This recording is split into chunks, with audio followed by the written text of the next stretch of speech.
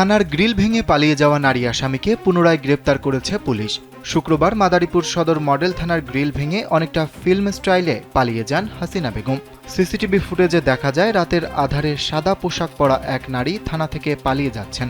মূল ভবন নির্মাণাধীন থাকায় ওসির বাসভবনের নিচতলায় থানার কার্যক্রম চলছে। পর্যাপ্ত হাজতখানা না থাকায় বারান্দার একটি কক্ষে পুলিশি হেফাজতে রাখা হয় হাসিনাকে। মধ্যরাতে সুযোগ বুঝে গ্রিল ভেঙে পালিয়ে যান তিনি। তবে পালানোর পরদিন ভোরে ঢাকার কেরানীগঞ্জ মডেল থানার জিয়ানগর এলাকা থেকে আবারও গ্রেপ্তার করা হয় তাকে। পুলিশ জানিয়েছে, গত বৃহস্পতিবার রাতে অসামাজিক কাজে লিপ্ত থাকার অভিযোগে হাসিনাকে গ্রেপ্তার করা হয়। পরদিন রাতেই তিনি থানা থেকে পালিয়ে যান। এ ঘটনায় দায়িত্বে অবহেলার দায়ে 2 কনস্টেবলকে প্রত্যাহার করে পুলিশ লাইন্সে পাঠানো হয়েছে। দুজনকে তো এই দায়িত্ব কর্তব্য যাদের অবহেলা ছিল তাদেরকে পুলিশ লাইনে প্রত্যাহার করা হয়েছে। তাদের বিরুদ্ধে তদন্ত করিয়া যেটা আমাদের ডিপার্টমেন্টের প্রসিডিউর আছে সেইভাবে বিধিমতো ব্যবস্থা নেওয়া হবে।